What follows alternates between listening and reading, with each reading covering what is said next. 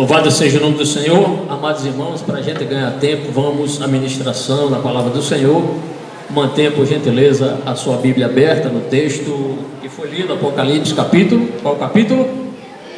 Capítulo número 3, versículos do 1º ao 6º versículo. Hoje falaremos sobre carta à igreja de Sardes. Você pode repetir? Carta à igreja de Sardes. Sardes. O texto já foi lido, Apocalipse 3, versos do 1º ao 6º versículo.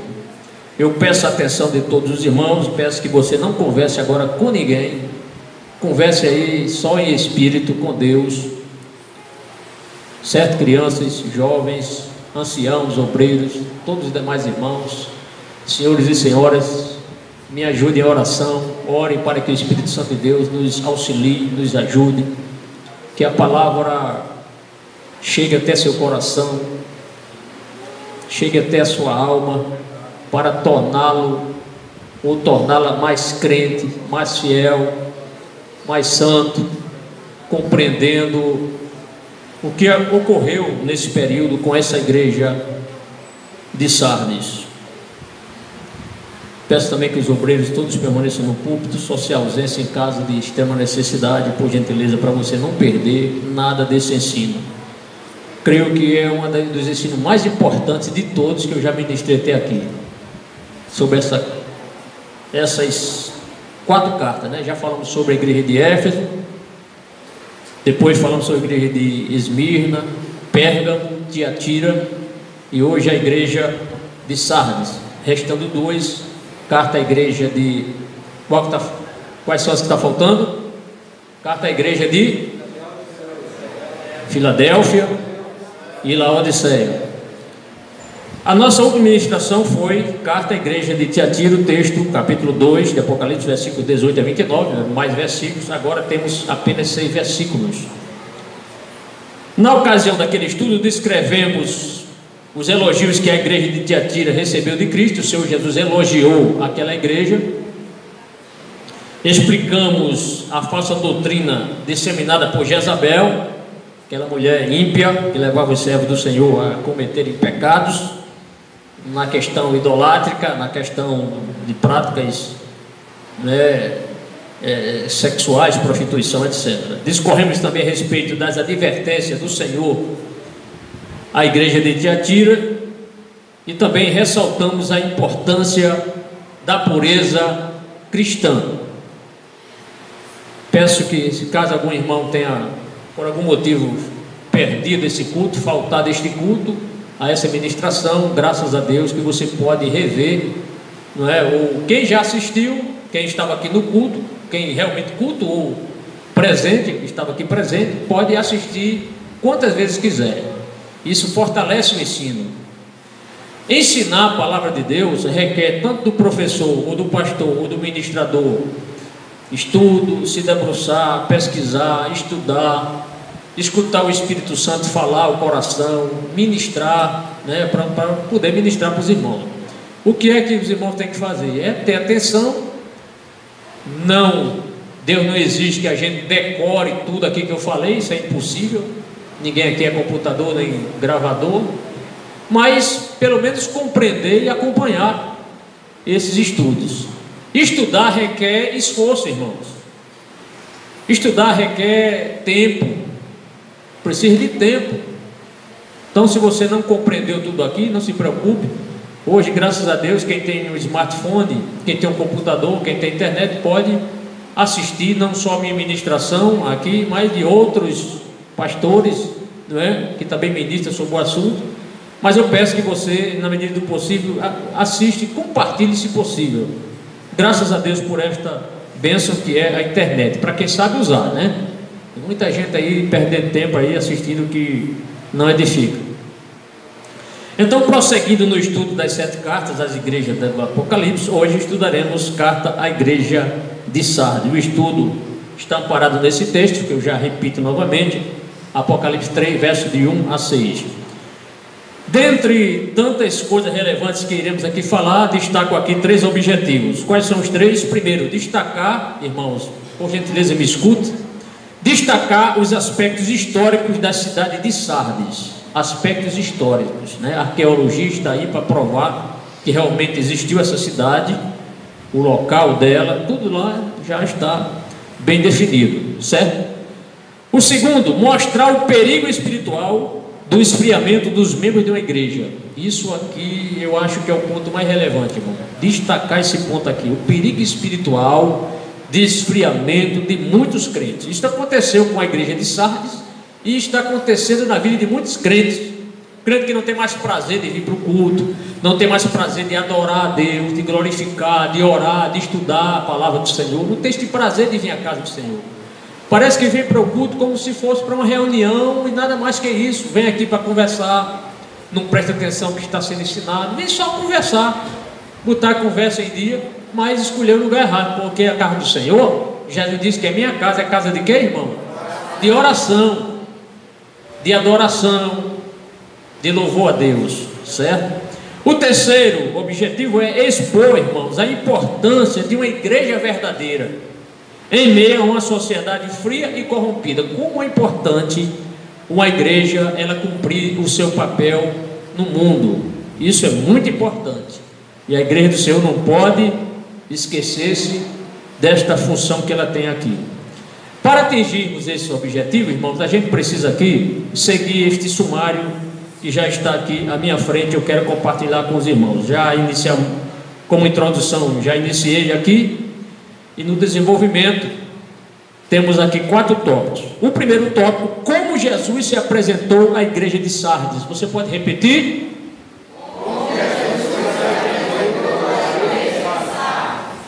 Com base no versículo 1, na parte A do versículo.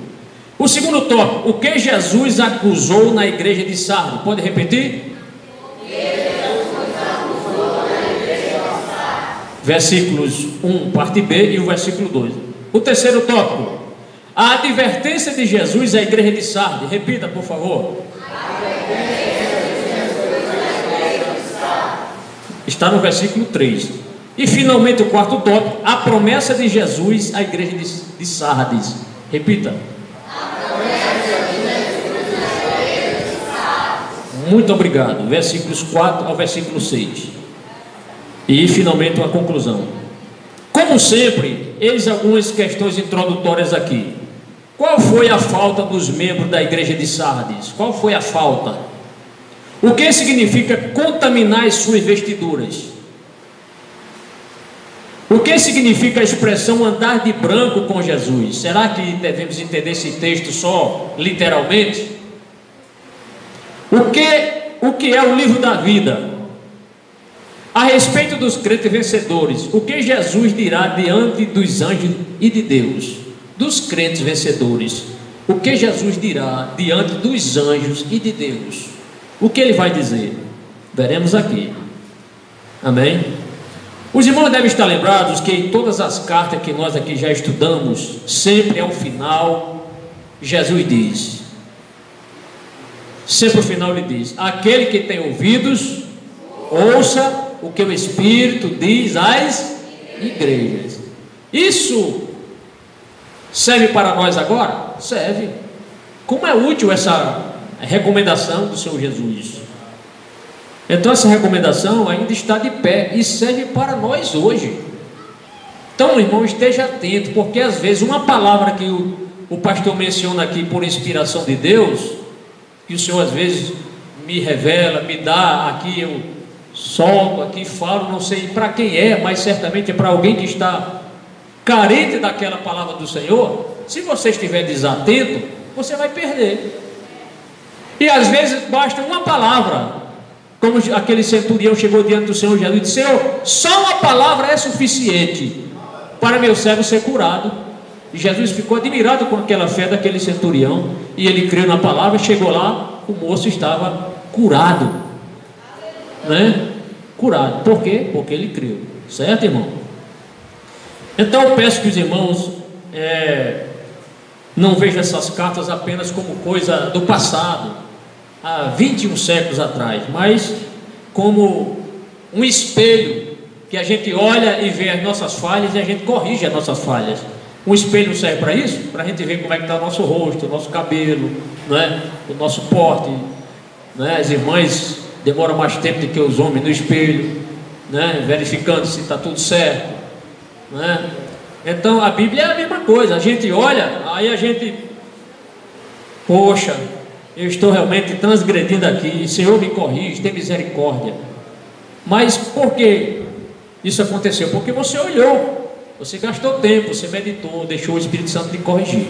Mesma coisa é o texto sagrado para nós hoje, é como um espelho. E a finalidade do culto e doutrina é nos tornar mais crentes.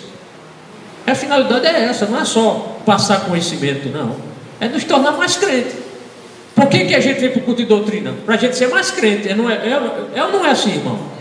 Para a gente aprender mais a palavra do Senhor, conhecer mais a vontade do Senhor, para a gente tirar nossos erros, deixar de cometer alguns erros que a gente comete, a gente nem sabe que, ou não percebe, e de repente o Espírito do Senhor aqui na palavra nos ensina.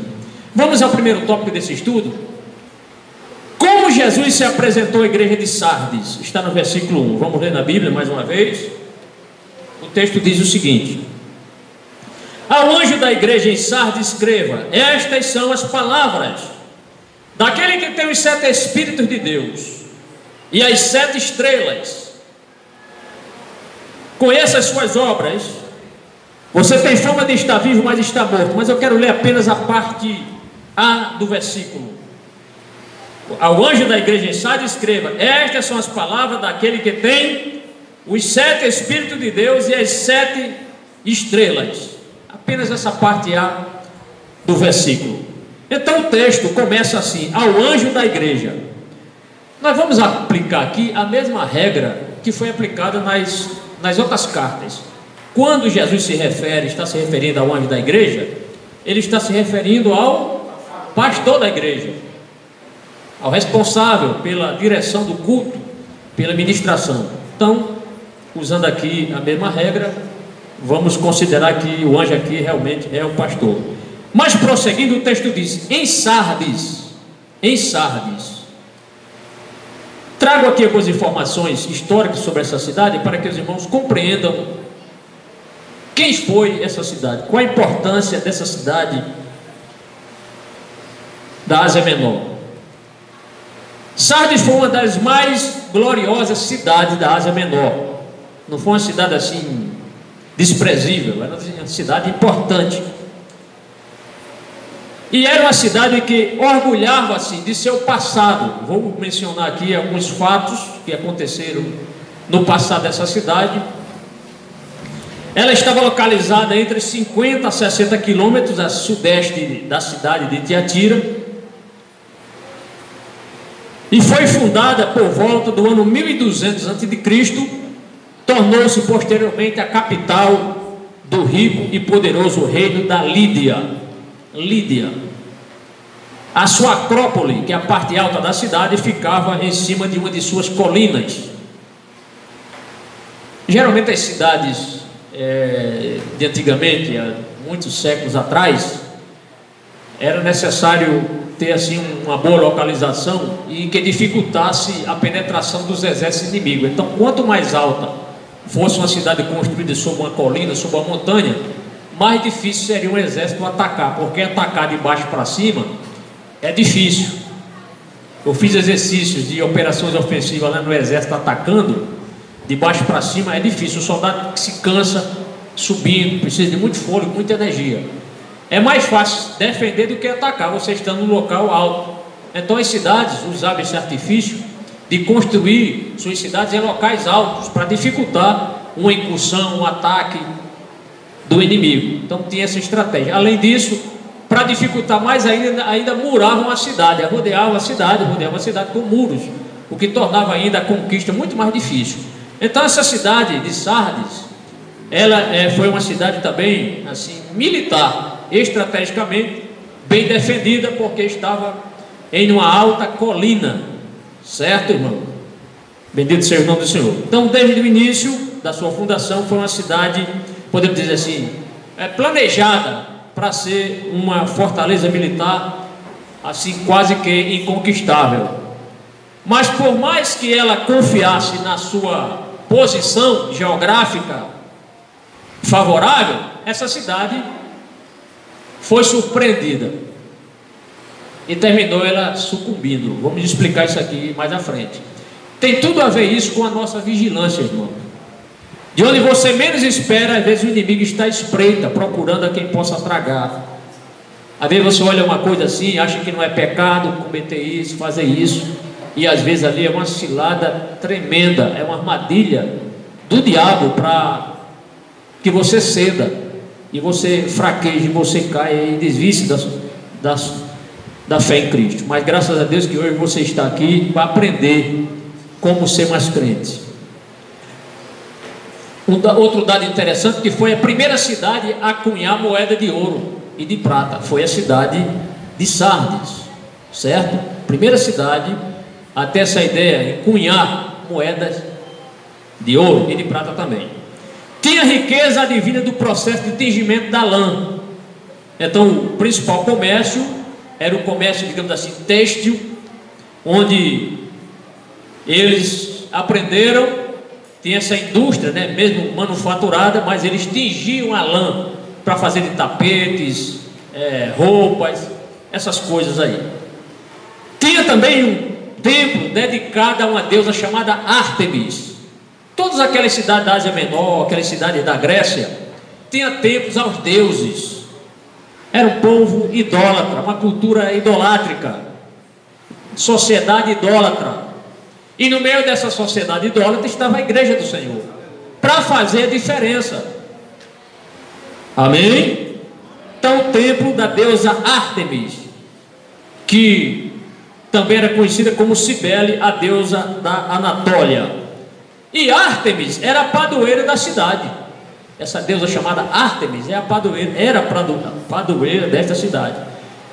Os irmãos, não sei se os irmãos já perceberam, mas acredito que sim. Todas as cidades do Rio Grande do Norte têm uma padroeira ou um padroeiro. Infelizmente, para a nossa tristeza, ou da tristeza do povo que, né, para eles é uma alegria. Ah, minha padroeira. Irmãos, o nome que eu não contei ainda não, mas qualquer dia eu vou contar. Quantos nomes diferentes tem Maria, mãe de Jesus? Nossa Senhora não sei do que, é tanto nome que deram a Maria, irmão. Eu só conheço o nome de Maria, a mãe de Jesus, só Maria. Essas outras coisas que colocam, coisa do catolicismo, da igreja romana. Então, se naquela época já existiam os padroeiros, os deuses, hoje ainda existe. Pleno século XXI, no Nordeste, toda cidade praticamente tem uma padroeira ou um padroeiro. Isso é muito ruim para a espiritualidade das pessoas, porque levam as pessoas a crer no Deus morto, a crer numa imagem de escultura, que não tem poder nenhum, que não fala, que não se move. Está lá, você vai na cidade de Santa Cruz, tem aquela imagem de escultura, gasto de dinheiro ali, quantos rios de dinheiro, para uma pessoa que não tem poder nenhum. Mas o que está por trás é o comércio, é o turismo, e as pessoas são fanáticas para crer nessas coisas. Mas nós sabemos que padroeira nem padroeiro tem poder de guardar a cidade e de proteger a cidade. Mas nós sabemos que nós temos um Deus. Aquele Deus onde a Bíblia diz, no Salmo 127, versículo 1: se o Senhor não guardar a cidade, em vão vigia a sentinela. Se o Senhor não nos guardar verdadeiramente, irmão, de nada adianta. Não adianta padroeiro ou padroeira, faz só fanatizar as pessoas, e as pessoas continuam mergulhadas na idolatria. Prosseguindo, versículo 1 ainda. E aí o Senhor Jesus diz, amados: são estas palavras daquele que tem os 7 Espíritos de Deus. Quantos Espíritos aqui Jesus menciona? O que significa esse número 7? O número 7 na Bíblia, irmãos, significa plenitude, integridade. Quando a gente é do mundo, a gente aprende assim.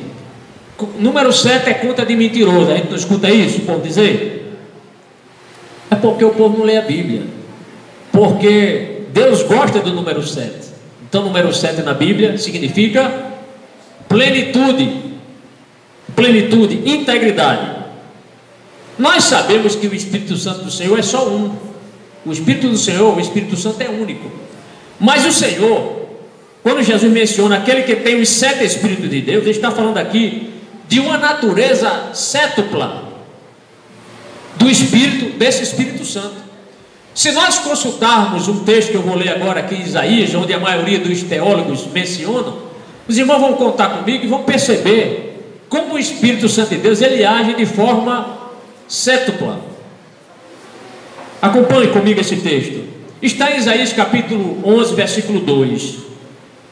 Diz assim o texto: e repousará sobre ele o Espírito do Senhor, e o Espírito de sabedoria e de entendimento, e o Espírito de conselho, e Espírito de fortaleza, e Espírito de conhecimento e de temor do Senhor.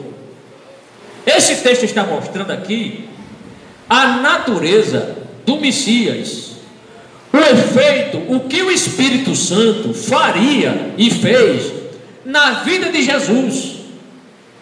Toda aquela sabedoria, quando aqueles homens começam a confrontar Jesus: Senhor, é lícito para entregar o imposto a César ou não? Quem deu essa sabedoria para Jesus responder: me traga uma moeda. De quem é este rosto aqui? É de César? Ele disse: é de César. Então dê a César o que é de César e a Deus o que é de Deus. Quem deu essa sabedoria? Foi o Espírito Santo de Deus na vida de Jesus. O Espírito de sabedoria, Espírito de entendimento. Glória a Deus. Viu, irmão? Quando você estiver diante de uma situação difícil, uma dificuldade imensa, e você não sabe para onde resolver, você diz: Senhor, o teu Espírito é um Espírito de sabedoria, é um Espírito de entendimento, me ensina, me ajuda a tomar uma decisão sábia. E você acha que o Espírito Santo de Deus não vai se agradar disso, não? Vai, e vai lhe dar a resposta. Eu já contei aqui um exemplo, não vou contar agora para não gastar tempo aqui, eu vou procurar terminar no horário. Mas o versículo prossegue e diz: e as 7 estrelas. Nós já sabemos, já aprendemos aqui, e já foi mencionado aqui pelo menos nos 4 versículos, que a Bíblia mostra que Jesus, ele faz menção dessas estrelas. O que são essas estrelas na mão direita do Senhor Jesus? As 7 estrelas. Isso está em Apocalipse 1,16, versículo 20, capítulo 2, versículo 1 e o capítulo 3, versículo 1. As 7 estrelas são o quê? São os 7 anjos. Não o anjo literalmente falando, mas os anjos são os dirigentes, os obreiros dessas igrejas aqui que estavam na mão do Senhor Jesus. Jesus tinha todo o poder sobre eles, por isso que Jesus, ele poderia exigir dos pastores que os pastores ensinassem doutrina ao povo, para o povo não se corromper. Por que é que o povo se corrompe hoje? Porque não tem doutrina. As pessoas vão para uma certa igreja, quando termina a reunião lá, vão para boate, vão para motel, vão dançar, vão cair na bebedeira ou cair na gandaia, como muitos dizem, vão para o carnaval, para o carnatal, vão pecar, porque não tem doutrina lá. Tem Bíblia, mas não tem quem ensine. E você acha que isso vai ficar de graça? Deus está acompanhando os nossos passos, irmão. Vamos ao segundo tópico desse estudo. O que Jesus acusou na igreja de Sardes? Vamos ler na Bíblia? Aí vem agora o versículo 1, a parte B do texto, que diz: conheço as suas obras. Você tem fama de estar vivo, mas está morto. Quem está dizendo isso aqui, irmão? Jesus. Será que Jesus nos conhece mesmo? A gente só conhece o que está no exterior das pessoas. A gente olha para os irmãos, vê assim o rosto, o cabelo, né? A roupa, a altura. Mas Jesus vê dentro, no coração, na mente. Esse depoimento aqui é um depoimento muito grave, muito sério, porque É Jesus que está dizendo que conhece. Quem vai contestar Jesus? Quem vai dizer, não, Senhor, está errado o que o Senhor pensa sobre mim? Jesus conhece. Conheça as suas obras. Você tem fama de estar vivo, mas está morto. Aí o versículo 2 ainda diz, vamos ao versículo 2, que eu esqueci de ler, mas agora eu vou ler. Esteja atento, fortaleça o que resta e que estava para morrer, pois não achei suas obras perfeitas aos olhos do meu Deus. Olha o crivo aqui, irmão. Aos olhos do meu Deus. Jesus não disse nem aos olhos dele, aos olhos do meu Deus. O padrão é o padrão de Deus. Então o ponto forte dessa mensagem é: conheço as suas obras. Segundo alguns comentaristas, estudiosos, teólogos que estudam profundamente esse texto, parece que a igreja de Sardes, ela orgulhava-se, tinha um certo orgulho de sua aparência exterior, assim como a cidade vivia da história. A nossa cidade Sardes é uma cidade famosa, é uma cidade onde dificilmente exércitos inimigos irão nos destruir. Tinha uma aparência de segurança, mas a cidade de Sardes, eu vou mostrar aqui para os irmãos, ela sofreu 2 grandes ataques de exércitos inimigos, apesar de estar num ponto assim inexpugnável, onde achava que não, aqui o inimigo jamais vai nos conquistar. A igreja do Senhor estava lá na sociedade, orgulhando-se do passado. Mas naquela época, quando Jesus escreve esta carta, era uma igreja que estava comprometida com o mundo, era uma igreja que não mais influenciava o mundo, estava na sociedade, mas não influenciava mais, não salgava mais, não temperava mais. Podemos até dizer que era uma igreja assim bonita, afamada, quem sabe uma fachada muito bonita, quem sabe os bancos confortáveis, mas os crentes estavam mortos dentro da igreja. A espiritualidade tinha saído de muitos dos nossos irmãos. Faltava o que nessa igreja? Analisando o texto, observando aqui, irmãos, observando, esta igreja, em nenhum momento Jesus elogiou essa igreja. As demais ele elogiou, mas a igreja, quando ele chega na igreja, nesta igreja de Sardes, Jesus não elogia. O que faltava ali? Faltava obras de amor, faltava fé no coração dos irmãos, faltava serviço, faltava perseverança. Então era uma igreja que a sociedade até admirava. Olha, os irmãos vão para o culto, vão ao culto, mas era uma igreja que não tinha mais vida, não tinha mais aquele prazer dos irmãos estarem na casa do Senhor. E olha que o problema lá de Sardes não era o problema da idolatria, não era a influência de Jezabel, não era a influência de Nicolaitas. O problema era o que? Era interno, esfriamento. Era um culto onde o nome do Senhor, onde a presença do Espírito Santo não era sentido, porque os crentes estavam conformados com o mundo, não salgavam mais, não era mais luz. E os irmãos sabem que o Senhor Jesus, nosso mestre, ele foi muito taxativo, muito contra a hipocrisia dos religiosos. E a hipocrisia religiosa é a pior das hipocrisias. Jesus certa feita chamou os religiosos de sepulcro o quê? Caiados. Eram bonitos de se ver, bem vestidos, conheciam, tinham muito conhecimento de Deus, mas por dentro estavam podres espiritualmente. Esse texto está em Mateus 23, 27, onde Jesus chama a atenção dos rabinos para mostrar que eles eram sepulcros caiados. Jesus disse: ai de vocês, mestres da lei, isto é, professores da lei, pós-graduados, mestrados, hipócritas, vocês são como sepulcros caiados. Sabe por que eles pintavam os sepulcros? Para ninguém bater no sepulcro.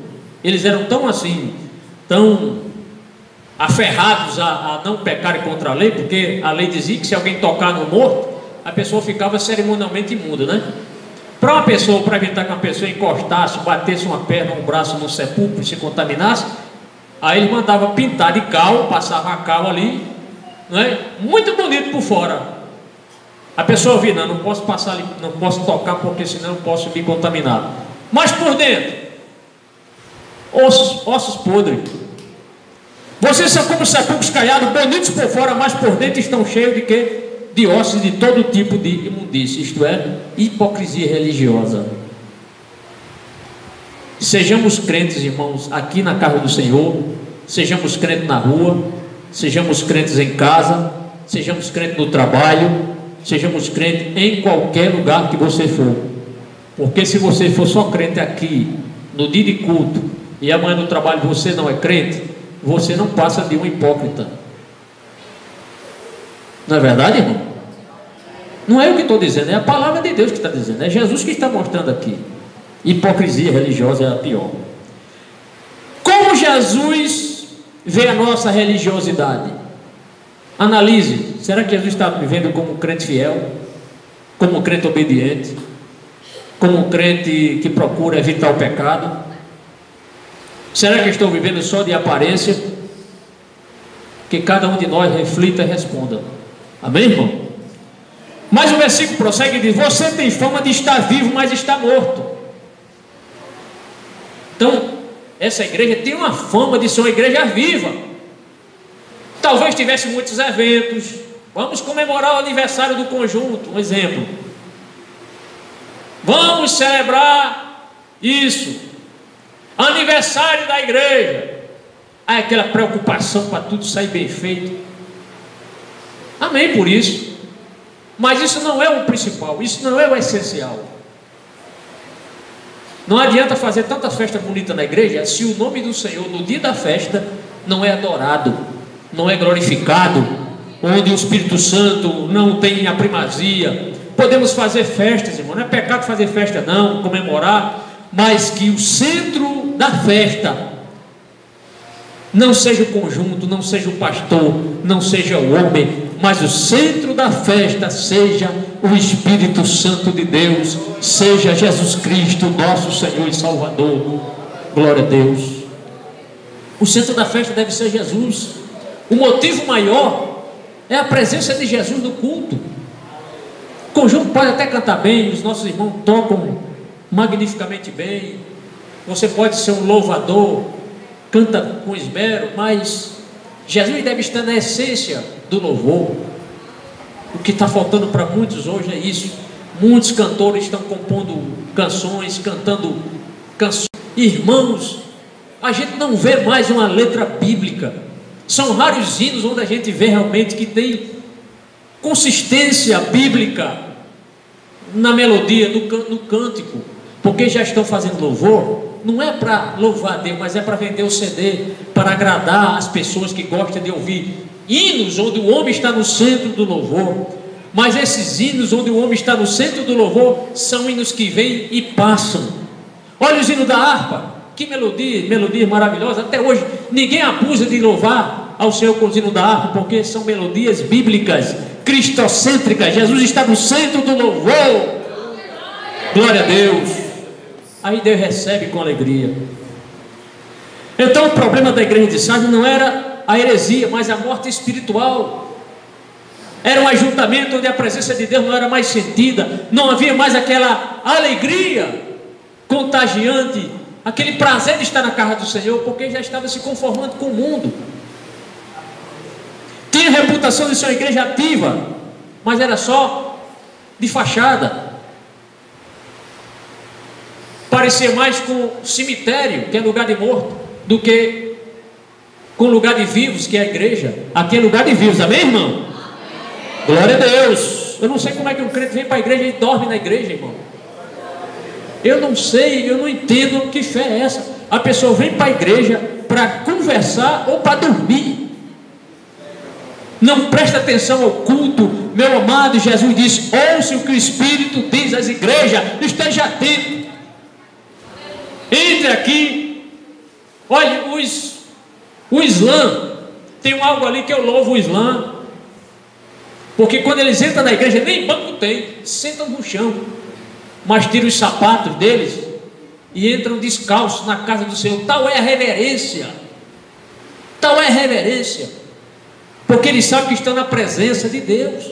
E nós que cultuamos o Deus verdadeiro, será que nós não podemos prestar atenção, pelo menos 2 horas de culto? Senhor, eu não quero conversar com ninguém, eu quero, Senhor, sentir a tua presença, eu quero glorificar o teu nome. Senhor, se eu estiver enfermo, tu podes me curar, porque eu estou para te adorar, Senhor, neste culto.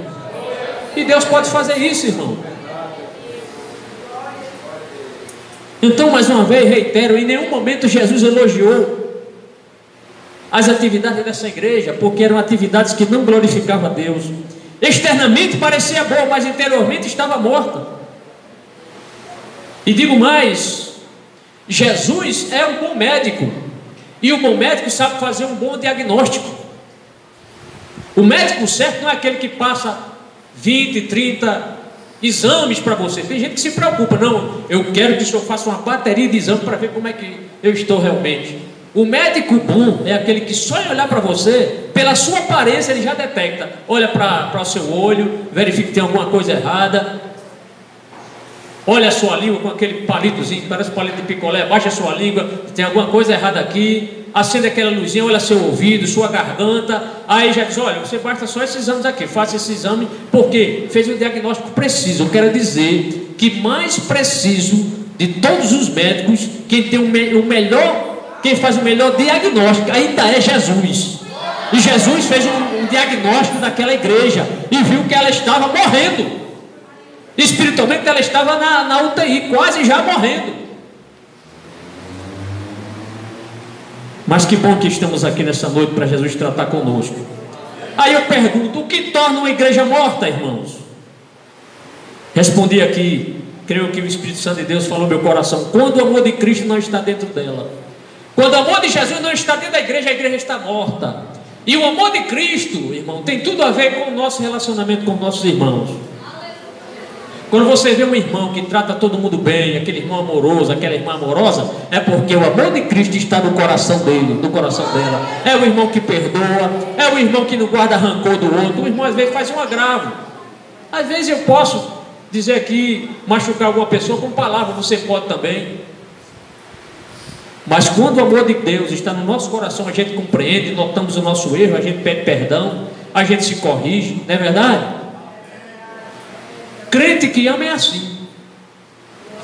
Quando a igreja se torna morta, quando o Espírito Santo não tem a primazia, o Espírito Santo é Senhor desta igreja. Jesus não nos deixou órfãos, ele disse: eu vou, mas o Consolador eu enviarei para que esteja convosco. O Espírito Santo. Uma igreja que não tem o Espírito Santo na vida dos irmãos é a igreja morta. Mas o Espírito Santo, ele é vivo e ele quer habitar nos corações dos santos. Glória a Deus. Quando a igreja é a igreja morta, quando o Senhor não é verdadeiramente adorado. Quando o Senhor não é verdadeiramente, lembra-se do que Jesus disse: os verdadeiros adoradores adorarão o Pai como, irmão? Em espírito e em verdade. O crente que adora Deus em espírito e em verdade, ele canta com prazer, ele tem alegria em louvar a Deus. Aqueles cantos congregacionais, louva a Deus com prazer, com alegria na alma. Não porque alguém manda, irmão, louva a Deus aí, rapaz, se toca. Não, ele tem prazer de adorar. A começar dos cantos congregacionais, ele louva a Deus. Tem uns irmãos até que acompanham, o conjunto Betel vai cantar, alguns irmãos acompanham, ou outros conjuntos também. Os irmãos têm prazer em estar cantando. Porque quando a gente não era no mundo, a gente não cantava essas músicas do mundo, forró, samba, essas coisas velhas que não servem para nada, só ilude. Mas agora nós somos luz, somos sal, fomos comprados com o precioso sangue de Jesus. Então devemos ter prazer em adorar este Deus que é vivo, que nos ama. Quando uma igreja se torna morta, quando é feita a propaganda da igreja e não os feitos de Cristo. Há várias igrejas com o nome de cristã no Brasil. Tem igreja até com propaganda na televisão. Os irmãos escutam, hoje eu ouvi hoje, no intervalo lá. Chama uma pessoa, aí mostra como era a vida da pessoa antes.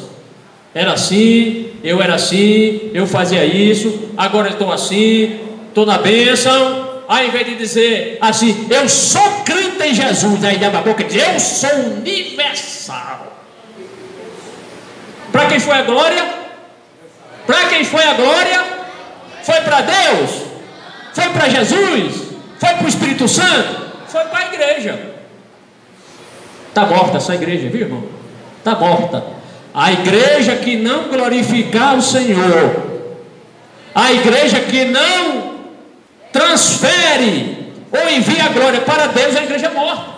Pode ser bonita, pode ter muitas igrejas, a igreja com banco acolchoado, com ar-condicionado, se não mandar a glória para Deus, a igreja é morta. Quando Jesus curou, quando Jesus expulsou aquele demônio lá do Gadareno, ele gostou tanto de Jesus ter libertado ele, que quis ser discípulo de Jesus. Ele disse, eu quero entrar no seu barco, Jesus, parafraseando, eu quero lhe seguir. Jesus disse, não, alto lá, vá para os teus e conte quão grandes coisas Deus fez por ti e como teve misericórdia de ti. Jesus está transferindo agora para quem? Para Deus. Conte lá que foi Jesus que fez. Mas não propaganda para a igreja, irmão. Aí o povo vai para lá, aí o povo vai, mas a glória não é para Deus, é para a igreja. Essa igreja está morta essa igreja. Jesus, porém, lhe disse, Jesus, porém, não lhe permitiu mais, disse, vai para a tua casa, para os teus, e anuncia-lhes o quanto o Senhor te fez e como teve misericórdia de ti. Marcos 5,19, se você quiser anotar essa referência. Tá certo? Pegar uma pessoa dessa aí, você diz, rapaz, sabe uma coisa? Tua igreja tem que fazer propaganda de Jesus, rapaz. Não é de nome da denominação, não. Aí você cita Marcos 5,19.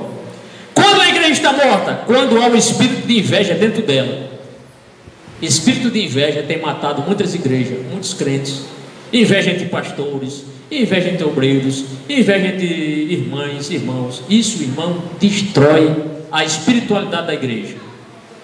E o diabo gosta disso, o diabo gosta de confusão, o diabo gosta de desarmonia. Ele não quer que os crentes sejam santos, ele quer que os crentes fiquem tudo brigando com os outros, discutindo, sem amar o nosso irmão. É a igreja morta, essa igreja. E por incrível que pareça, raramente, até hoje, raramente eu vi um pastor honrar outro assim, elogiar. Não que um elogio, a gente vá atrás de elogio, eu não ando atrás de elogio, mas pelo menos reconheça o trabalho de um irmão, que o irmão está fazendo. Dificilmente, viu, irmão? Não se acanhe de elogiar um irmão. Irmã, que lindo, que hino lindo o seu conjunto cantou. Uma irmã de um conjunto pode dizer isso. Irmão, gostei da sua regência. Irmão, que hino precioso. Outro irmão diz, irmão, que palavra boa daquele irmão que ministrou na escola dominical, rapaz, que bênção. A Bíblia nos ensina isso, irmão, a gente proferir em honra uns aos outros, honrar os nossos irmãos, honrar os que vos honram. Paulo escreveu dizendo, dedique-se uns aos outros com amor fraternal, prefiram dar honra aos outros mais do que a si próprios. Romanos 12, verso 10. Então, elogie seus irmãos, parabenize algum irmão, se a irmã está fazendo um bom trabalho. Ah, pastor, é porque se eu elogiar agora, ele vai perder a bênção. Perde não, só perde a bênção se alguém lhe elogiar, aí você estufar o peito. Eu sou o cara, eu sou famoso, aí a glória você absorveu para você. Mas quando alguém elogiar, você diz, é misericórdia, irmão, é a bênção de Deus, é a graça de Deus, né? É isso. Aí você transfere a bênção para Deus, tá certo? Se você requerer aquela glória para você, você recebeu a recompensa. Mas se você transferir para Deus, pronto.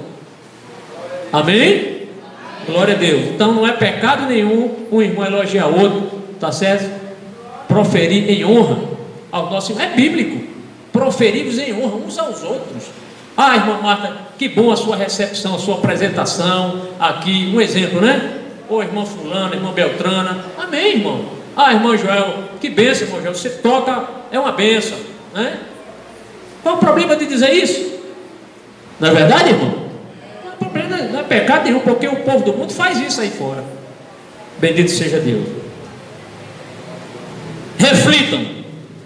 Quando os pastores, os líderes não honram uns aos outros, o que podemos esperar da membresia?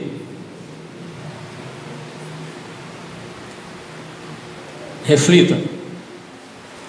Mas o versículo prossegue, o versículo 2 agora diz: esteja atento. Esteja atento. O que aconteceu? A cidade de Sardes no passado, eu disse aqui aos irmãos no início, que a cidade de Sardes ficava no lugar alto, não foi? Estrategicamente no local alto, para dificultar o que? Os inimigos, os exércitos tomarem a cidade, certo? As crianças estão compreendendo aí, viu, irmão? Tem criança aí que bota adulto no bolso. Graças a Deus, estão atentos, né? Mas o que aconteceu? Eles confiavam muito: nossa cidade nunca vai ser destruída, porque estamos aqui num local privilegiado. Ai do exército que vier nos conquistar, vai ser derrotado. Coitados. O que aconteceu? A cidade de Sardes no passado foi conquistada pelo famoso rei chamado Ciro da Pérsia. O que foi que ele fez? Ele fez um ataque de surpresa. Ele mandou um dos seus batalhões. A cidade era o seguinte: tinha uma parte da cidade que era bem vigiada, mas tinha outras 3 partes da cidade não era vigiada. Não precisa nem colocar vigia, porque jamais alguém vai escalar essa montanha. Esse penhasco aqui é difícil. Aí eles relaxaram a vigilância. Tem tudo a ver com o que Jesus vai dizer agora: esteja atento.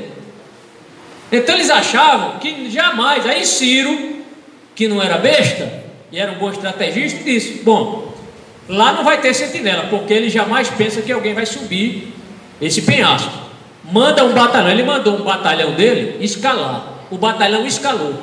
Conseguiram lá, os bons soldados lá escalaram. E aí entraram na cidade, irmão. Por quê? Não tinha vigilância. Confiaram demais na posição deles. Não, para quê? É desperdício de tempo colocar vigia aqui.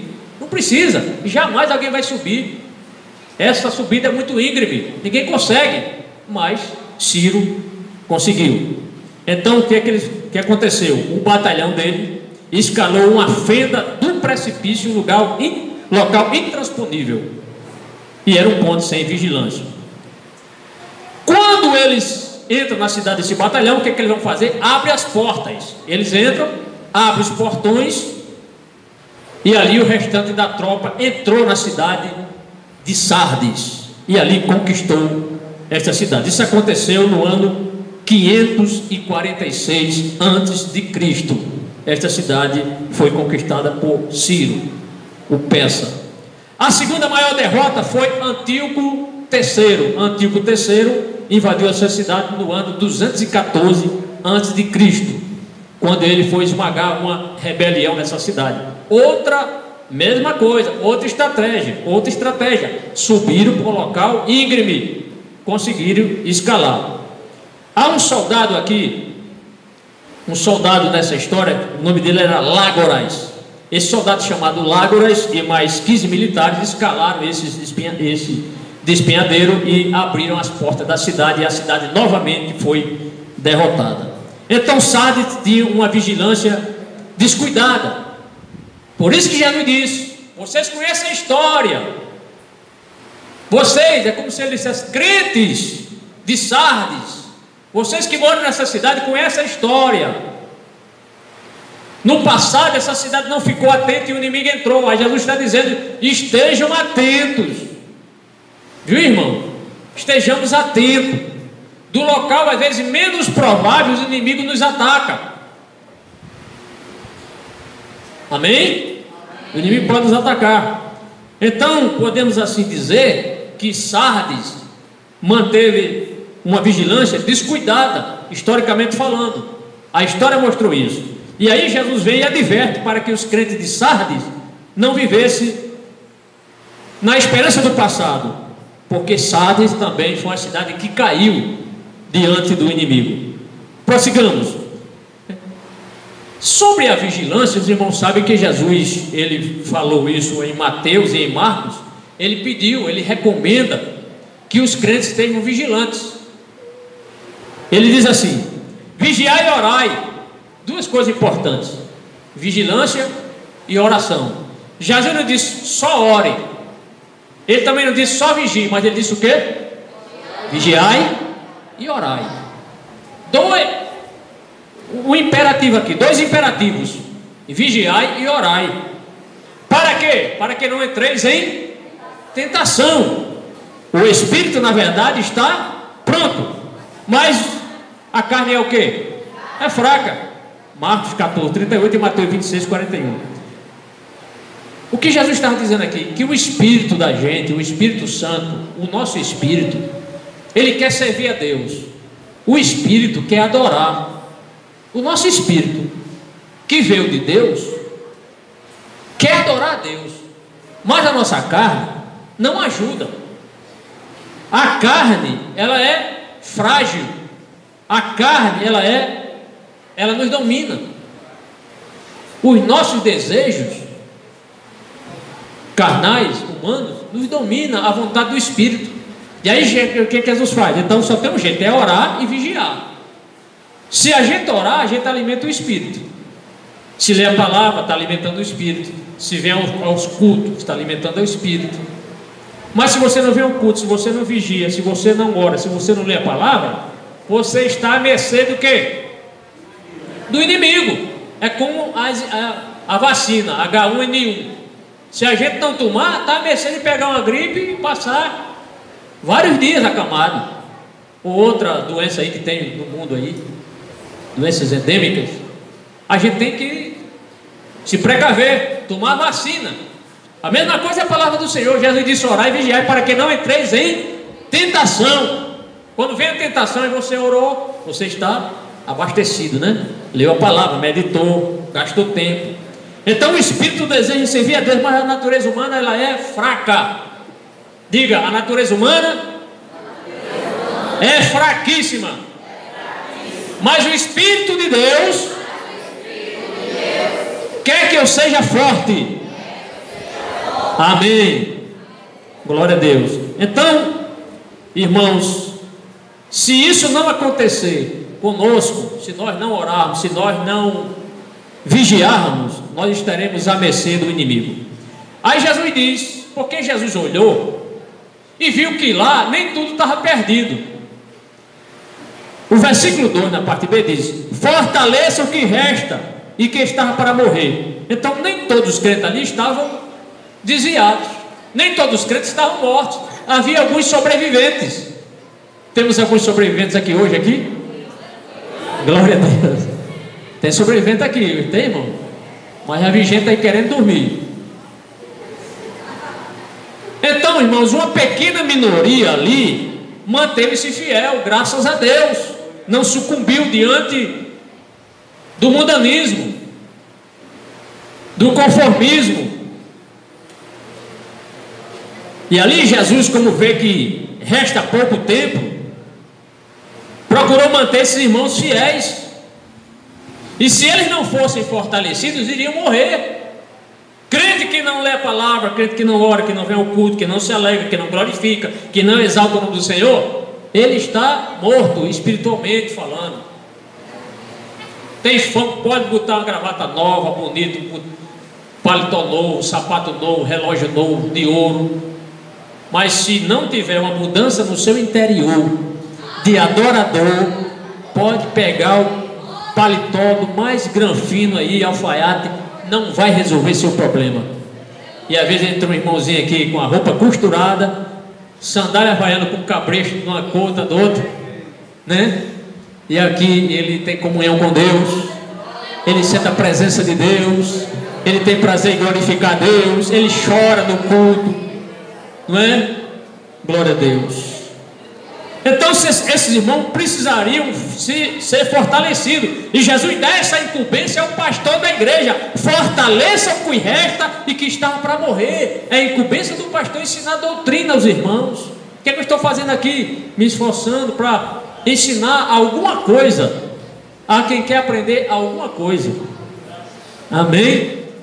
Glória a Deus. Então aquela igreja estava quase cedendo, mas graças a Deus que tinha sempre ali um remanescente. Quando eu estava estudando esse texto, eu me lembrei de Jó. Parece que tudo tinha se acabado na vida de Jó. não é? Perdeu os filhos, a mulher ainda manda ele amaldiçoar a Deus, estava doente, enfermo, acamado, mas ainda na enfermidade ele encontrou forças para glorificar a Deus. Lá em Jó 19:25 ele diz: pois eu sei que o meu Redentor vive, e por fim se levantará sobre a terra. Eu sei que meu Redentor vive. Eu estou passando prova, mas eu sei que meu Redentor vive. Eu sei que essa fase vai passar, essa tempestade vai passar, esse obstáculo vai cair por terra, porque eu sei que meu Redentor vive. E, irmãos, a confiança de Jó foi recompensada, não foi, irmão? Foi recompensada. Ele era um homem rico, e Deus duplicou, triplicou a riqueza de Jó. Deu as filhas moças mais bonitas daquela época, eram as filhas de Jó. Deu outra família para ele, porque Deus virou o cativeiro de Jó quando ele estava orando. Amém? Deus pode mudar cativeiro quando a gente ora, né, irmão? Glória a Deus. Aí Jesus diz no versículo 2, na parte C: pois não achei suas obras perfeitas aos olhos do meu Deus. Jesus disse: vocês estão fazendo obras, mas não são perfeitas aos olhos de Deus. Agora, é importante dizer aqui que essas obras aqui não eram obras para eles serem salvos. Não, essas obras aqui não tinham nada a ver para contribuir com a salvação dele, porque a gente sabe, pela graça sois salvos por meio da fé. Isso não vem de vós, é dom de Deus, não vem das obras para que ninguém se glorie. Mas eram obras que não dignificavam o nome de Deus. Parece que a igreja estava no automático, vinha para o culto, porque o culto era de 7 às 9, um exemplo, terminou, vamos para casa, como se nada tivesse acontecido. Não, irmão, sempre Jesus tem algo aqui para a gente. Às vezes ele fala através da palavra, como ele geralmente fala, mas pode falar através de um cântico bíblico, através do testemunho de um irmão, de uma irmã. Então essas ações eram ações que dignificassem o nome do Senhor Jesus. Eram ações que faltava sal, e uma comida insossa era coisa muito ruim. Faltava luz nos crentes, não tinha mais prazer, porque a verdadeira luz é quem? É Jesus. Por que às vezes a gente nunca viu aquele irmão, nunca viu aquela irmã, a gente bate o olho e diz: é crente? É porque a luz de Jesus está nele. Não tem a placa de crente, não tem cartão de membro para você ver pendurado no pescoço, mas a luz de Cristo está nele ou nela. Não é assim, irmão? Assim a gente conhece. Quando tem sal, a gente conhece. Quando tem luz, a gente conhece. A luz parece que irradia, e a gente se identifica com aquele irmão. Quantas e quantas vezes eu me deparei com pessoas, nunca me chamou, eu vou numa feira comprar uma coisa, a pessoa diz: irmão, vai querer o que hoje? Quem foi que disse? Camarada, que eu sou crente. Você sabia que até a pessoa ímpia, a pessoa que não é crente, conhece um crente? Conhece. Porque é algo que nos identifica, é algo que mostra que nós somos diferentes, do jeito de caminhar, no jeito de falar, no jeito de se vestir, no jeito de tratar as coisas. A gente começa a conversar com a pessoa, vê que a pessoa não quer ir enrolada, quer as cores do preto no branco, não é coisa de gente falsa, né? Porque o povo do mundo é assim, é falso. A gente vê que esse camarada me transmite segurança, porque não tem comunhão com Deus. Mas se for uma pessoa realmente de Deus, a gente conhece na hora, assim, bate o olho e já vê. Não é assim, irmão? Seja uma pessoa assim, porque assim você está sendo sal, está sendo luz. Aí seu testemunho vai ter segurança. Então o crivo válido para uma igreja é o crivo de Cristo, e não o que os seus membros pensam que são, ou que a sociedade diz: aquela igreja é uma bênção. Será? Quando eu estava aqui estudando esse texto, eu senti no meu espírito, e se alguém, às vezes a pessoa pergunta: pastor, como é que está a igreja lá em Boa Sorte? Eu aprendi agora, Jesus me ensinou hoje. Quando alguém me perguntar: pastor, como vai a igreja em Boa Sorte? Eu vou dizer: Jesus sabe. Porque eu não sei. Alguém sabe como é que está a igreja aqui? Mas Jesus sabe, amém, irmão? Como é que está a igreja lá no setor? Aí você diz: Jesus sabe como ela está. Porque o crivo é o de Jesus, irmão. A sociedade pode até dizer, a igreja é uma bênção, a igreja tem obras, mas o testemunho válido é o do Senhor da igreja, é do Senhor Jesus. Se ele disser que está ruim, é porque está ruim mesmo. Se ele disser que está mais ou menos, está mais ou menos. Mas se ele disser, está boa, então a bênção, glória a Deus, amém? A glória é para o Senhor Jesus. Então o crivo válido é o Senhor Jesus. Jesus é quem sabe, né, irmão? Bendito seja o nome do Senhor. Muitas igrejas hoje estão preocupadas em que seus pastores tenham títulos honoríficos. Muitas igrejas hoje estão preocupadas que seu pastor ganhe o título de cidadania, ganhe encomendas. Mas isso não é o nosso objetivo. O objetivo é nós falarmos de Jesus, é nós pregarmos Jesus. E aliás, uma igreja boa não é a igreja que faz o que o mundo quer, não. A igreja boa é a igreja que faz o que Jesus quer que faça. É a igreja que confronta o pecado. É uma igreja que se levanta e diz, isso aí é condenável na Bíblia, isso aí é reprovável na Bíblia, isso aí, esse procedimento Deus condena, a Bíblia condena. Essa é a igreja boa, essa é a igreja. E não a igreja que se amolda, a igreja que se conforma. Não, os tempos mudaram, as leis hoje são toleráveis. Essa igreja está fadada ao fracasso. A igreja boa é a igreja que prega a verdade, amém? Uma igreja onde o mundo elogia a ela, tenha cuidado. Lá em Lucas 6,22, Jesus nos advertiu, bem-aventurados sereis quando os homens vos odiarem, e quando vos expulsarem de sua companhia, e vos injuriarem, e rejeitarem o vosso nome, como indigno, por causa do Filho do Homem. Então Jesus nos adverte, cuidado com os elogios. A igreja do Senhor é a igreja que confronta. Então a igreja de Sardes, ela se amoldou ao mundo da sua época, não influenciou positivamente em nada, não influenciou, se conformou com o mundo, não era mais sal, era o que? Insípida, igreja insípida. Continuando, vamos ao terceiro tópico dessa mensagem, a advertência de Jesus à igreja em Sardes, versículo 3, e vamos correr, amados, versículo 3, achar aqui o texto, está aqui, versículo 3, diz, lembre-se portanto do que você recebeu e ouviu, obedeça e arrependa-se, mas se você não estiver atento, virei como um ladrão, e você não saberá a que hora virei contra você. Olha aqui, que palavra forte essa palavra do Senhor Jesus. Observe novamente o que diz a primeira parte desse texto, lembre-se portanto do que você recebeu e ouviu.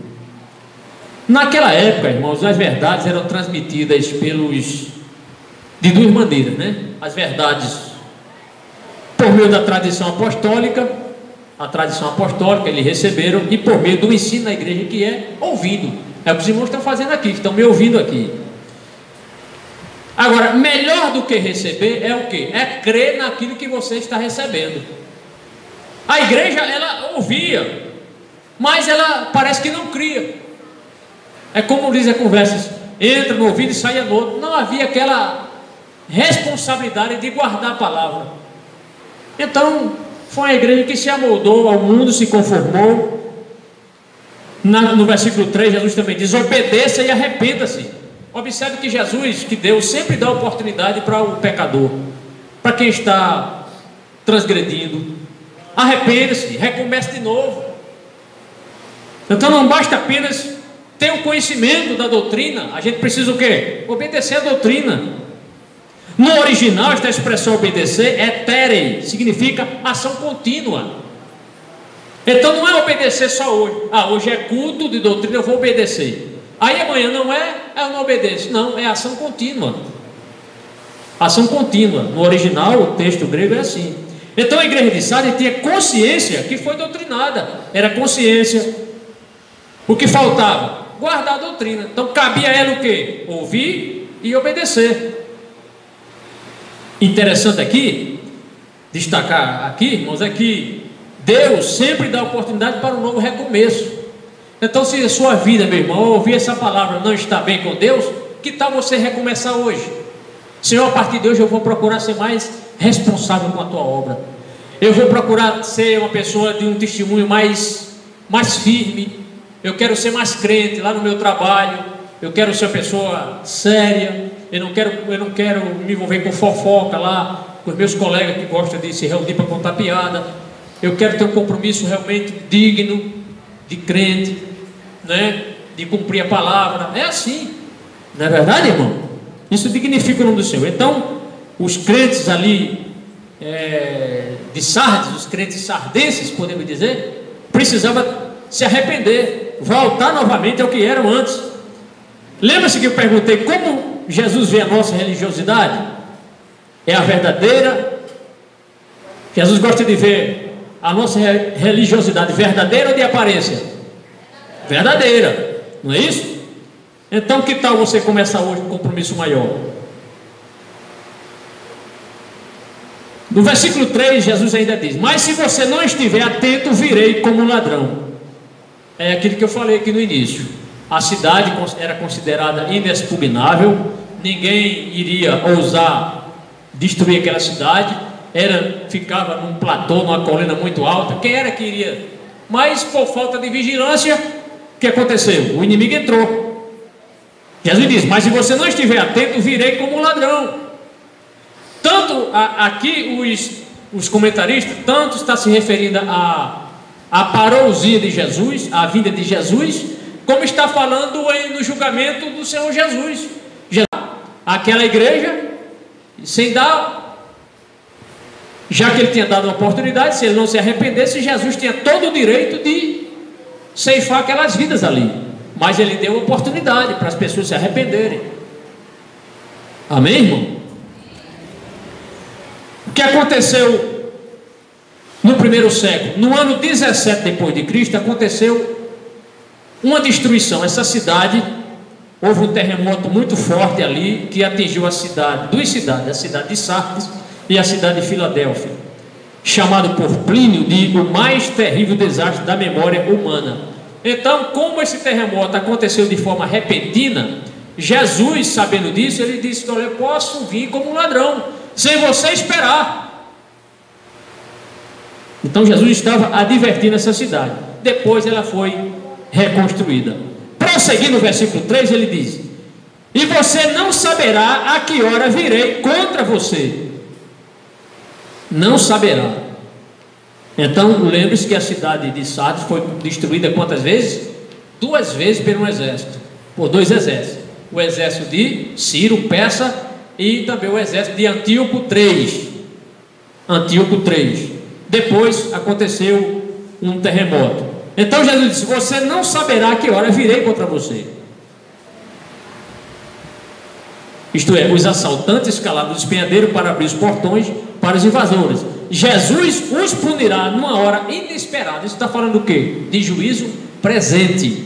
De juízo presente. Então a qualquer hora Jesus poderia julgar aquela igreja. Prosseguindo, caminhamos agora para o último tópico. Temos 10 minutos para isso. Vamos ler o versículo 4, 5 e 6 rapidamente. Versículo 4, 5 e 6, irmãos, diz o seguinte: no entanto, você tem em Sardes uns poucos que não contaminaram as suas vestes. Eles andarão comigo vestidos de branco, pois são dignos. O vencedor será igualmente vestido de branco. Jamais apagarei o seu nome do livro da vida, mas o reconhecerei diante do meu Pai e dos seus anjos. E finalmente o último versículo diz: aquele que tem ouvidos, ouça o que o Espírito diz às igrejas. Que o Senhor Jesus mencionando. Ele diz: no entanto, você tem aí em Sardes uns poucos que não se contaminaram as suas vestes. Então Jesus está falando aqui, mostrando o quê? Que havia um remanescente fiel. Nem todos os crentes ali estavam mortos nessa cidade. É interessante também aqui mostrar que nos cultos aos deuses pagãos, as pessoas que iam adorar ali iam com as roupas limpas. Se chegasse uma pessoa lá para adorar com a roupa suja, a pessoa era impedida de adorar. Isso era um insulto aos deuses. Jesus não sabia disso, não? Sabia. Olha o que ele diz: no entanto, você tem aí uns poucos que não se contaminaram, que não contaminaram as suas vestes. Isto é, tinha crentes ali que não se conformaram com o mundo. Tinham crentes ali que estavam se santificando. Tinha crentes ali que não estavam fazendo o que o mundo mandava ele fazer. Por quê? Porque ele era santo, estava se santificando. Roupas espirituais também significa, nesse texto aqui, justiça, verdade, retidão, santidade. Então, veste na Bíblia nem sempre é na forma literal, certo, irmão? Veste tem a ver com justiça, veste tem a ver com retidão, veste tem a ver com santidade, certo? Como andam as suas vestes? Como estão as suas vestes? Estão sujas? Estão rasgadas? Estão limpas? Você está sendo justo? Você está sendo reto? Você está vivendo em santidade? Você tem evitado o pecado? Então suas roupas, se você estiver fazendo isso, suas roupas estão limpas. Você está pronto para caminhar com Jesus, de andar com Jesus. Agora, se estiver suja, aí a situação é diferente. Então não se adoravam deuses pessoas que tivessem com roupas sujas. Jesus exige também isso de seus servos, que andemos com roupas limpas, andemos com roupa limpa. Não praticar imoralidades. Naqueles cultos pagãos, já disse aqui aos irmãos, que as pessoas praticavam lá prostituição, tudo que era licencioso eles praticavam, estavam sujando as suas roupas. Jesus diz: eles andarão comigo vestidos de branco, pois são dignos.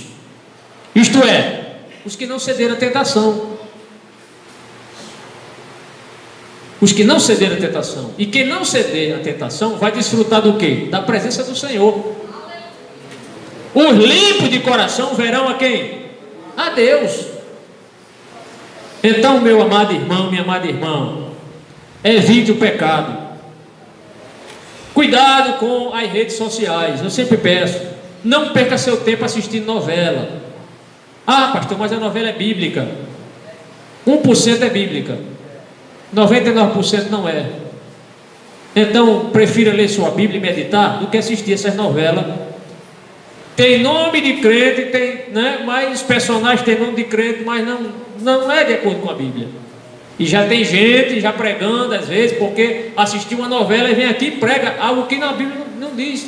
E começa a ensinar. Ah, aprendeu? Foi na novela que eu assisti. Vai ler a Bíblia. Tá?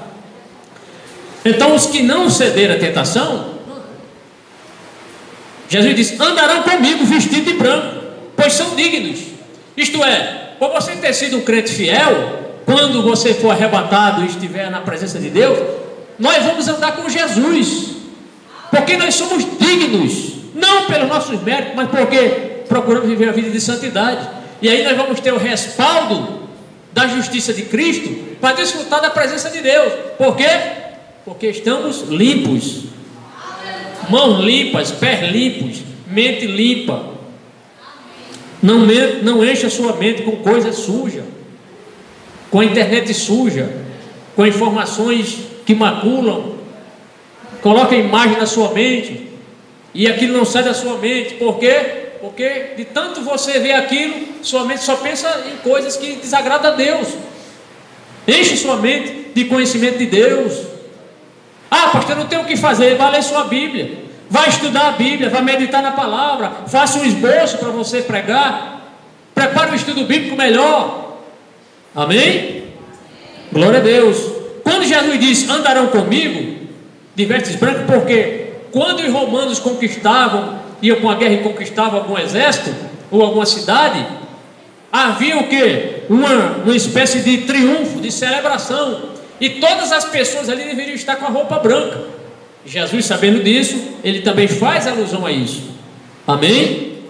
E aí Jesus diz: o vencedor será igualmente vestido de branco. Eu já expliquei, nos cultos pagãos era impedida a pessoa, o adorador, chegar lá com a roupa suja. Era um insulto, a pessoa era expulsa do culto lá. E para Jesus, que é o Rei dos Reis, o Santo dos Santos, a gente vai chegar de qualquer jeito? Não, de forma alguma. De forma alguma. Jesus merece o melhor. No versículo 5, Jesus disse: jamais apagarei o seu nome do livro da vida. Você sabia que existe um livro lá no céu? Quem sabia disso? Tem crente que não sabe. As crianças sabem, né? O livro da vida. Lá no quartel tem o livro do oficial de dia, o livro do sargento de dia. Tudo que aconteceu ali, o livro do comandante da guarda, o que aconteceu no dia ali, a gente anota. E lá no céu, você acha que não tem um livro não? Segundo alguns teólogos, tanto esse livro tem o nosso nome, como tem as nossas ações. Esse nome livro da vida não é coisa do Novo Testamento. No Antigo Testamento Moisés já mencionou. Lembra-se quando aquelas pessoas começaram a cultuar o bezerro, aí Moisés pediu: Senhor, perdoa esse povo é rebelde, senão, Senhor, risca o meu nome do teu livro. Olha aí, que livro era esse? O livro da vida. Livro da vida. É um livro celestial. Apocalipse 21, 27 faz referência também ao livro da vida do Cordeiro. O nome de todos os crentes salvos estão lá. Todo crente salvo está com o seu nome lá no livro. Na cidade de Sardes, que foi uma cidade historicamente famosa, havia também muitos livros. Quando uma pessoa era julgada, uma pessoa má na sociedade, o nome dessa pessoa era apagado dos registros. Aí Jesus disse: o nome e o teu nome lá, viu, irmão? Você que é fiel, Jesus jamais vai apagar o nome do crente fiel. Nunca. Seu nome está lá no livro da vida. Quem vai estar lá? Os justos. Quem são os justos? Os que venceram o pecado, os que venceram as tentações, sofreram tentações, mas foram fiéis. O Salmo 69, versículo 28 também faz menção a esse livro. Daniel 12, verso 1 também menciona esse livro. Há muitas referências bíblicas que citam este livro. Mas Jesus diz: mas o reconhecerei diante de meu Pai e dos anjos. Aquela palavra que o Senhor Jesus disse: aquele que me confessar diante dos homens, eu também o confessarei diante do meu Pai. Jesus está ratificando isso aqui. Eu vou lá no céu, eu vou confessar que você é meu servo. Aquela palavra que Jesus disse: eu lhes digo, quem me confessar diante dos homens, também o Filho do Homem confessará diante dos anjos de Deus. Lucas 12, verso 8. Bendito seja o nome do Senhor. E aqui, para finalizar, já em cima da hora, faltando 1 minuto, Jesus diz: aquele que tem ouvidos, ouça o que o Espírito diz às igrejas. Então os irmãos estejam atentos. Jesus manda que nós possamos dar ouvidos, que venhamos dar ouvidos às suas palavras. E ali ele termina essa carta usando a mesma expressão. E eu quero dizer também que o Espírito Santo do Senhor, ele continua a falar, irmão. Nessa noite o Espírito do Senhor falou aqui. Ele ministrou seu coração. Você está melhor do que entrou? Então agradeça a Deus.